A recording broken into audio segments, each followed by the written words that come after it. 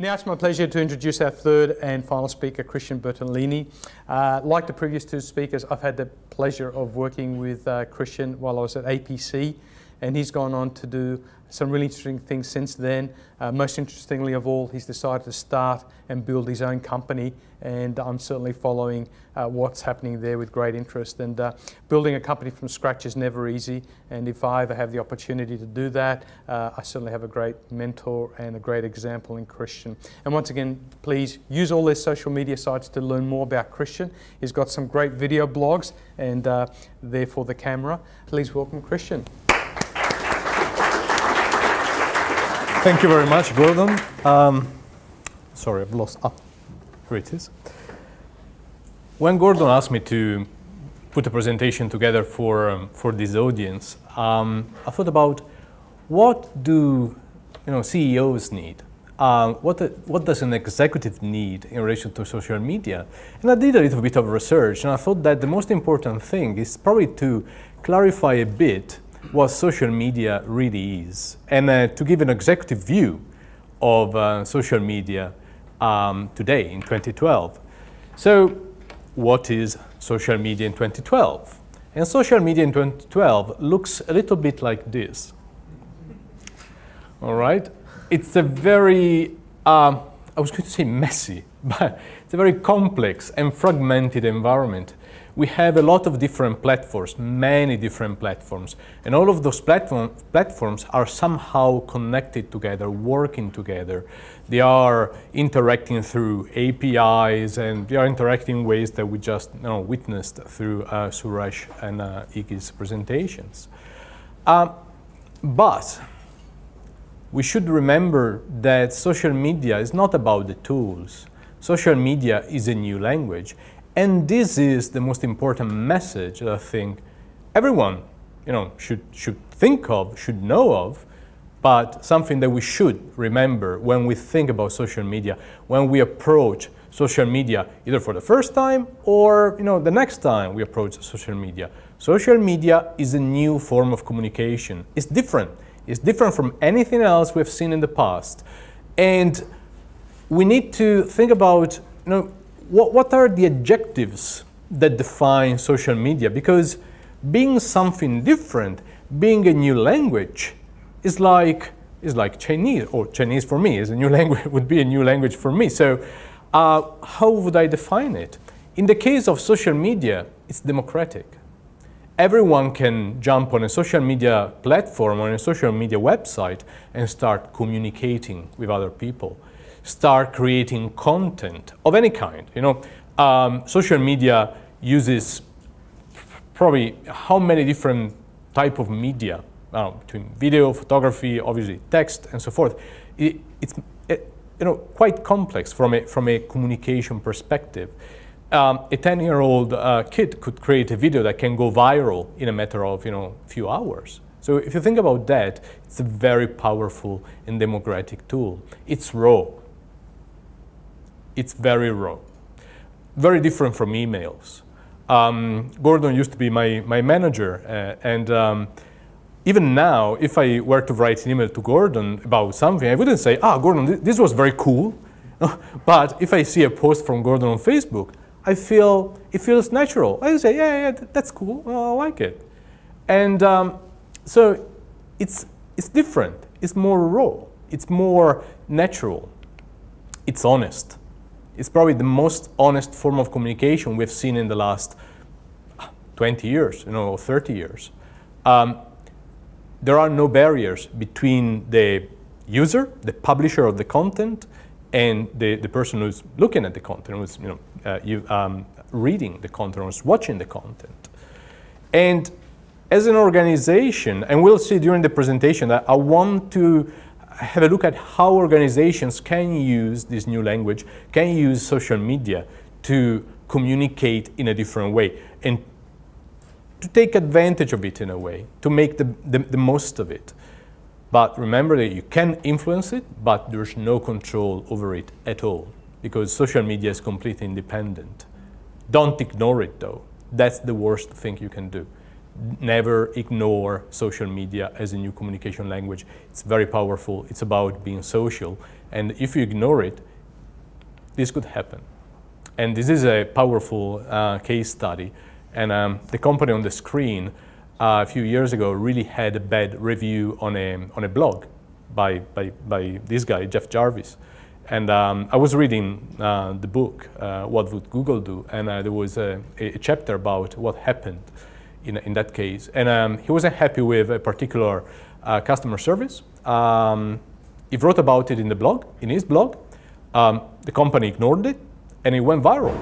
And it went viral, and the company, because of that, lost customers, lost business opportunities, and had a pretty big damage from a financial perspective, not just image, financial as well, just because they didn't want to embrace it. They just felt, no, this is going to go away.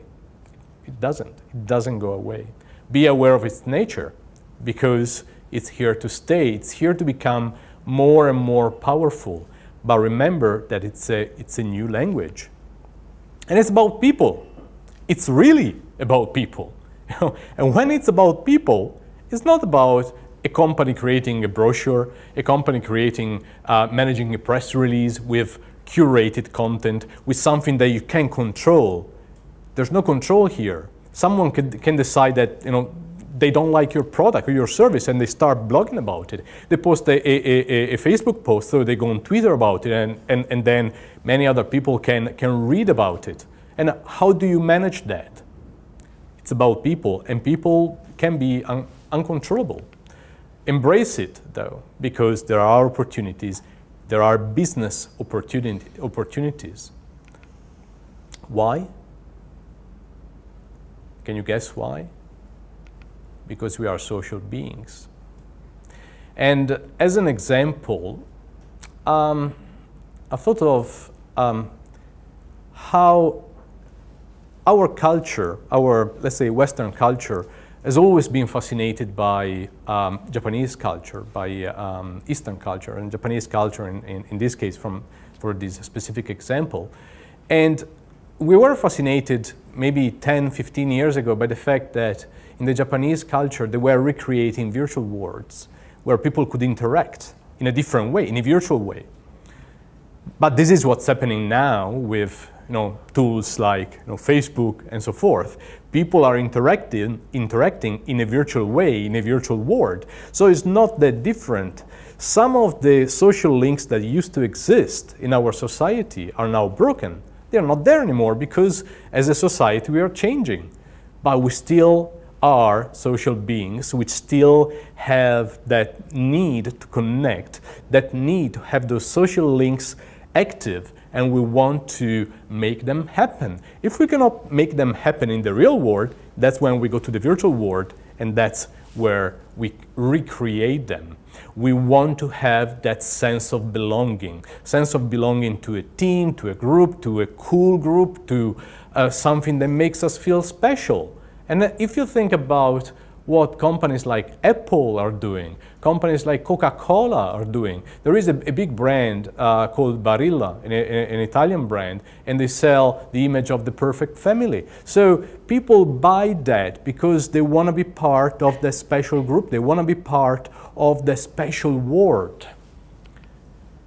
And we want to contribute. We want to post. There is, I'm pretty sure you know of that ancient phrase, cogito ergo sum, I think, therefore I am. In this case, I post, therefore I am. Sometimes it is like the things that we are not posting, they don't exist until we post them. We take a picture of something. I take a picture of my burger, which I'm about to eat, but in a way it doesn't exist until I post it. And after I post it, I'm proud of it. It's the burger, it's my burger with fries. And somehow there is a power to that taps into the way we are hardwired. We think in that way. We are so social that this was meant to happen. This was what we felt we are required as a society. But remember that being a new language, you need to treat it accordingly. If you're a business and you are doing business with China, for example, you need someone who speaks Chinese to deal with China, pretty obviously. You wouldn't take someone who can speak Spanish and put him on the team that works with China just because he can speak a different language. You would have to look for someone that speaks that specific language. And this is very important because in the corporate world, a mistake that I've seen many, many times is that organizations could put someone from the marketing team who's been writing brochures and the typical traditional marketing material. They would put him to do also social media activities, but that doesn't work. Why? Because it's a different language. Social media connects people, but it's not about providing specific information. That's why we've got websites, that's why we've got brochures, technical specifications, and so forth. Social media is to create the environment, the information, the hype around the information, so that it in a way, it teases you to go and look for that information, to go and look for what you want to know yourself. You don't need to rely on the information that comes from the social media channel. You rely on that teasing thing, and then you go and look for it yourself. A successful social media strategy, this is very important, is good marketing, great marketing to the power of N. Think about, again, those three companies that I mentioned before, Apple, Coca-Cola, and Barilla. Apple, in 1984, when they launched the Macintosh, they were already selling that dream, the dream of being revolutionary, the dream of going against the grain, of being different. And now today, they're doing the same. So people don't buy Apple because they buy the product. They don't buy the product, because if you wanted to buy the product, you could buy any tablet. They buy Apple because they want to be cool. They want to be part of the team that has got an Apple thing, you know, with the icon and everything else. And so it's the same for Coca-Cola. And another very important consideration is that Facebook, LinkedIn, and Twitter, and all the other platforms that we've seen, that's not social media. Those are the instruments. Those are just the instruments that we play to create, to communicate with the language. Social media is the music. That's the language. That's the communication. That's how we transmit the message. We use the instruments. We play them to communicate a message. So, what's B.B. King doing here? B.B. King is one with his instrument. He's one with his guitar. He doesn't have to think about how to play the guitar. He doesn't have to think where to put the fingers on the neck of the guitar, because he's one with the instrument. And when you're one with the instrument, you don't have to think about how you are using the instrument itself. You can focus on the message. You can focus on the story that you want to tell, which is your story. And this is very important.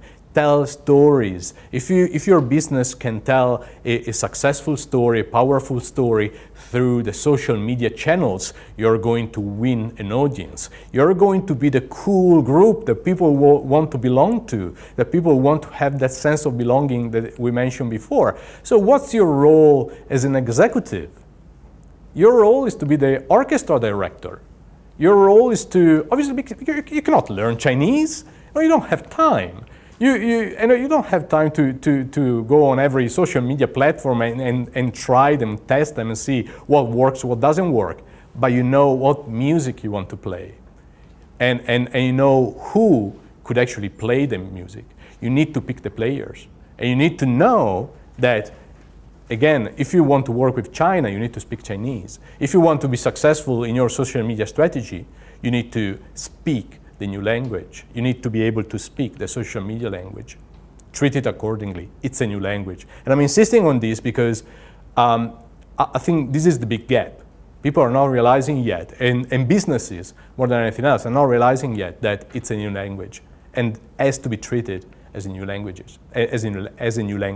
So are there opportunities for business? Of course. Of course there are opportunities for business. No, you can be the cool group.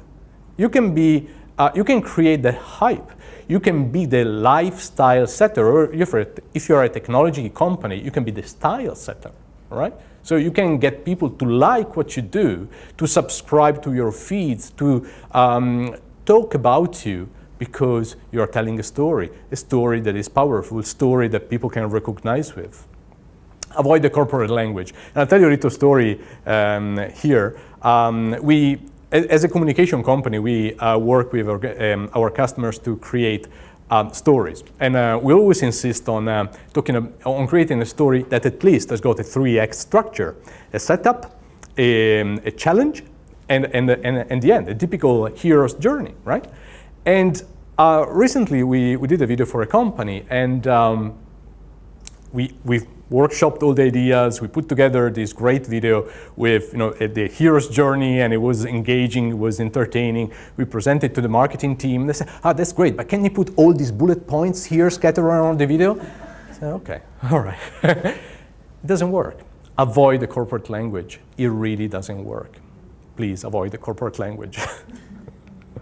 Tell stories, because that's what people want to hear. When you go on Facebook, I'm sure you've got filters now. You don't want to see someone say, no, look at my product, it's great. You don't want to see that, but you want to hear a story about that product, about the service, about how a person has improved his life because of the service. Tell your fairy tale. That's my most probably powerful advice I can give to you. Tell your fairy tale, because everyone has got a fairy tale. What's yours?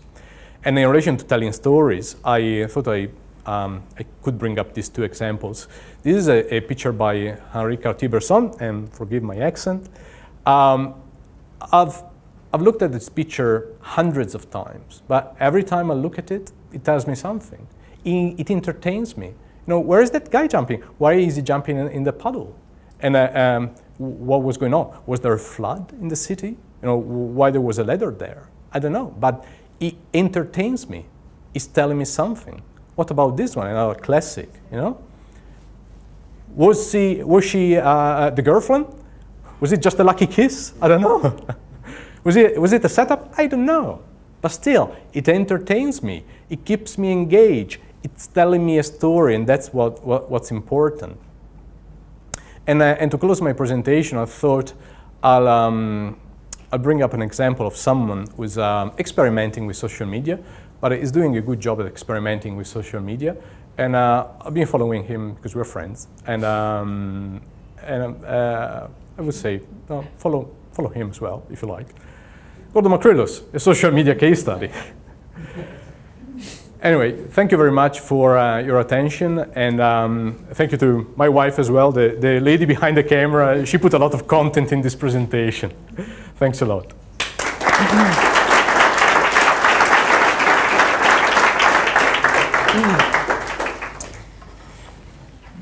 Thank you, Christian, for a fantastic presentation on the language of social media. And as always, you do a fantastic job of communicating and telling a story. And once again, a great role model. Thank you.